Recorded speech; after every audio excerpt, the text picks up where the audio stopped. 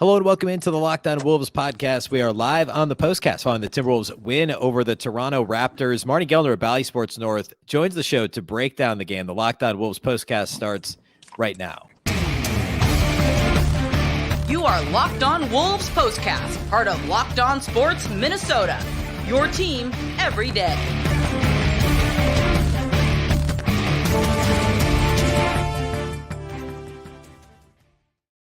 Hello and welcome to the Locked On Wolves podcast, part of the Locked On Podcast Network, your team every day. My name is Beecken. I'm the host of Locked On Wolves. Marney Gellner of Bally Sports North is with me to break down the Timberwolves win over the Raptors. And Marney, this game was leaning heavily in one direction. It was not a good direction for most of the first three and a half quarters, really.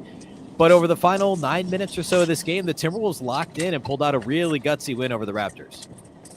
I'll tell you what, that was impressive. I was talking to some of the folks that were on the flight last night from Denver, which of course was a 9 o'clock Minnesota time tip-off. And their plane landed after 4 a.m. It was about 4:10 a.m. when the plane landed. So then it's car, it's home, it's whatever. So players maybe got to bed around 5 or shortly after. There was every excuse built in to have this be one of those scheduled losses. Just, show up, go through the motions. Everyone knows you're going to lose. And they didn't. And even halfway through the fourth quarter, I didn't see this coming. Yeah. Chris Finch said that after the game, too. If I tell you that I'd see this coming, that would be a lie. I just rode the elevator with Elston Turner, one of the assistant coaches, to the parking garage, and he was like, I don't know when that thing turned, but that thing turned on a dime, and nobody saw it coming. And then all of a sudden, the Wolves just clamped down on defense, and they needed that win. That was a big one.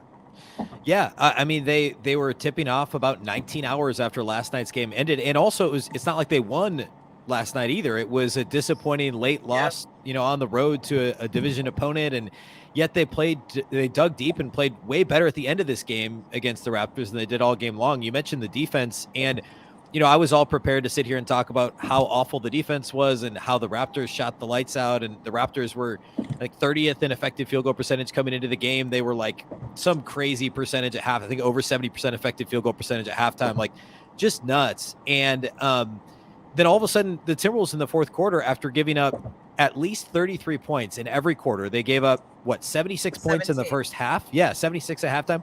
The Raptors had. The Wolves only gave up 17 points in the fourth quarter of this game to Toronto.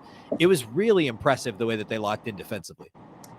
And even just go to the last 6 minutes of the game, Pascal Siakam hit a bucket at 5:54, and Scotty Barnes at like a minute 10 or something like that. That was it. 4 points, 2 baskets in the last 5 minutes and 54 seconds.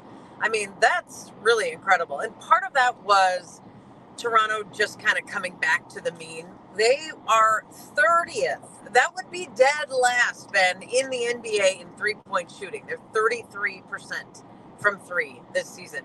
They were shooting in the 50s and the 60s, depending on what point of the game you looked at threes. So that had to correct itself a little bit, and it did in the fourth quarter. But how about the irony of the last shot of the game as time is winding down, OG Anunoby wide open from the wing. If he hits that, Toronto wins by 1, but he missed. And I can't say it was great Wolves defense on that particular play, but leading up to it, man, Chris Finch was talking about Anthony Edwards on the ball in particular, how engaged he gets and how special he is on the ball.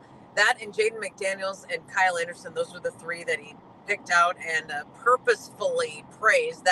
Those 3 guys defensively and D'Angelo Russell hitting shots offensively. That was the mix.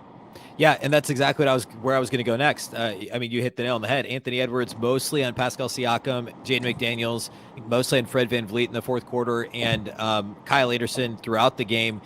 And honestly, like, McDaniels was okay. I thought Edwards' defense was not good in the first half, and then he all of a sudden, it was like late. I guess he woke up a little bit late first half, late second quarter, and then late third quarter again, and then it was like a switch flipped, I should say, and he was amazing defensively. I thought even Naz Reid, kind of the same thing, in foul trouble early, kind of a mediocre game for much of it. But then all of a sudden he had active hands in the paint. They were deflecting passes. This is a Raptors team that usually plays very clean, even though they're not a good offensive team. They turn the ball over the least. They're under 12 turnovers per game as a team. They turn it over 16 times. And I think only a couple were in the fourth quarter, but there were just some sloppy possessions where the Wolves were actually getting their hands in passing lanes, tipping rebounds around, like the sort of activity that we don't often see the Timberwolves display on defense and on the glass. And they, like, for that last 9 minutes, it was basically to a man. The Wolves were just locked in defensively. The perimeter defense, the on-ball defense, which was a major issue, has been for much of the season, really, was very good on the Raptors. Their best offensive initiators, ball handlers, and like you said, the shooting percentages came down a little bit. I thought that this was overall a really, really strong fourth quarter for really everybody defensively for the Wolves. And you mentioned D'Angelo Russell. We could talk about him here for a minute. Another quiet first half. He had 4 points at halftime. He scored 16 of his 25 points in the fourth quarter. He hit 3 consecutive threes at one point. The Wolves were down 14.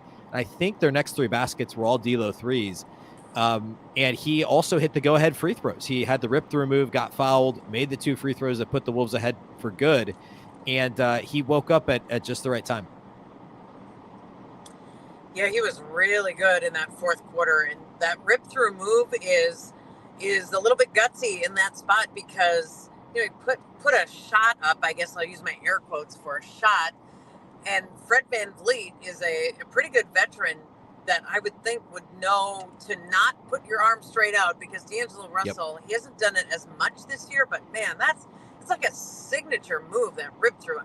I don't love it. It's not really a basketball move or a shot. It's just, it's one of those kind of gray areas, but it gets called.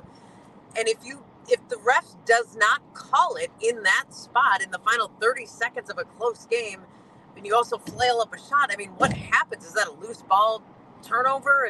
It could be just absolutely disastrous, but the officials called the foul on VanVleet. So D'Angelo Russell goes to the free throw line, just absolutely dropped 2 of them in the center of the rim. And that was it. Those were the 2 deciding points of the game. And yes, 16 for the fourth quarter, 25 for the game. D'Angelo Russell was really big offensively in the fourth quarter. Tonight's episode of Locked On Wolves, the postcast, is brought to us by our friends at betonline.net. BetOnline is your number one source for sports betting info, stats, news, and analysis. Get the latest odds and trends for every pro and amateur league out there. From pro football playoffs to college sports, college basketball, conference play ongoing right now. Whatever sport you like to watch, NHL, of course the NBA, they've got it all at betonline.net. If you love sports podcasts, you can even find those at BetOnline as well. They're always the fastest and easiest way to get your betting info. Head to the website today or use your mobile device to learn more. BetOnline, where the game starts. We touched on Kyle Anderson, Marney, and I think we have to give him his due once again. This was we're only a few games removed from the triple-double. He was fantastic in Denver on Wednesday night. He had 20 points, 10 rebounds, 6 assists in this game. He shot 8 of 9 from the field. We talked about his defense already, but he was phenomenal. He was basically the Wolves offense for a stretch in the first half where he pretty much carried this team through the middle stages of the game. Yeah, he was talking in the locker room and somebody asked him about that. It seemed like he was the guy that had the energy or the shot making or the whatever tonight, and that he kind of had to carry this team until they all found their footing, which really wasn't until the fourth quarter. And somebody asked Kyle about that, and he honestly didn't really have anything to say. He was like, I didn't see it that way, or I don't even think about it that way. But to those of us watching the game, that's kind of what it looked like. Okay, well, one guy's on tonight, one guy is ready to go, and it's Kyle, and they kind of just, he had, I wish I had his halftime line in front of me at this moment, but he had nearly a double-double, and you could see he was working on a triple-double already by halftime. He was just that good and that effective and that solid. And he's as tired as anyone coming off that game last night in Denver. Tonight, Chris Finch called Kyle Anderson the connective tissue for the Wolves. And he's almost running out of words to praise him, called him a perfect fit on this team. And it's just nice. Somebody also asked him, are you playing the best basketball of your career? And Kyle thought that 2 seasons ago in Memphis, he played the best basketball of his career, but he knows he's playing well now. And he just basically said, I try to defend, I try to rebound, I try to impact the game. I don't really know if he knows how much of a difference he is making on this team, because he does that on every team. Yeah. And it's almost like, yeah, that's what you do. That's obviously.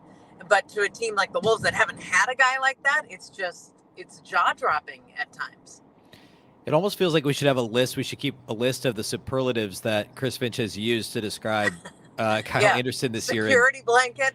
Yeah, Swiss Army knife, I think. Yeah, there's a whole list of them. And, I mean, every one of them is an apt way to describe what Kyle Anderson has done for this team. Yep. Speaking of Chris Finch, another thing I had noted in this game, I thought Chris Finch, this is one of those games, we don't see him go too far outside the normal rotation that often. And I know Austin Rivers wasn't available again, and obviously the guys that have been out for a while, and Rudy Gobert.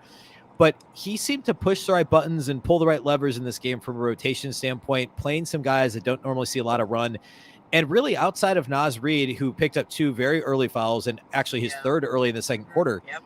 But outside of that, they weren't really in a ton of individual foul trouble in this game. And yet he still, found 9 minutes for Nate Knight, which I think were actually all in the first quarter after the second foul to Naz. But Matt Ryan saw some run late third quarter. We saw Luka Garza play 14 minutes. Wendell Moore still got on the floor for a couple different short stints. And it, like, even though some of those stretches didn't go all that well, and most of those bench guys, actually everybody on the bench had a negative plus minus, he was finding the right spots to do that and spell some of these guys on the second night of a really tough, as we talked about, really shortened back-to-back. And, I mean, Ant still played 40 minutes, but like Kyle Anderson only had to play 34 minutes, which is maybe a little less than you'd typically play him on a non-back-to-back, and D'Lo only played 34 minutes. So I thought Finch did a pretty good job of pushing those buttons, throughout the game.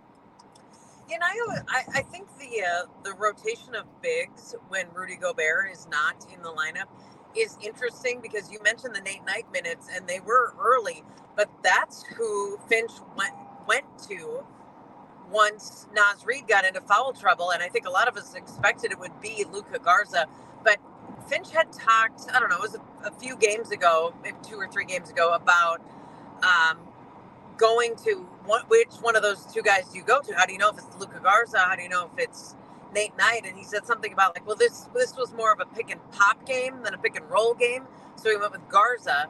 And so it's not just I don't feel like it's just a feel or a who's fresher. It's who fits this mold right now at this time in this moment. Are we picking and popping here? Are we picking and rolling? Do we need the explosiveness of a Nate Knight, or do we need more of the finesse of a Luka Garza? And those things go into it. It doesn't always work. I mean, the buttons you push, the levers you try to go to, they don't always connect. But I agree with you tonight, Ben. Whatever moves that Finch made, the guys really seemed to respond to. Next up, the Wolves have consecutive games against the Rockets. It's that weird home-and-home thing where they play at home against Houston Saturday, go to Houston Monday, and I guess we'll see if the Wolves can, follow up success with more success in games that they frankly should win, because the schedule gets really difficult after those games. So we'll, of course, go live following each of those games. The Houston game Saturday night is a 7 p.m. Central tip. We'll go live about 45 minutes to an hour after the game. And, of course, you can always, that's on the Locked On Sports Minnesota YouTube channel. You can always listen to the audio after the fact on the Locked On Wolves audio channels. So be sure to check it out there and subscribe to both channels. A big thank you for watching. A big thank you for listening, and we'll catch you next time.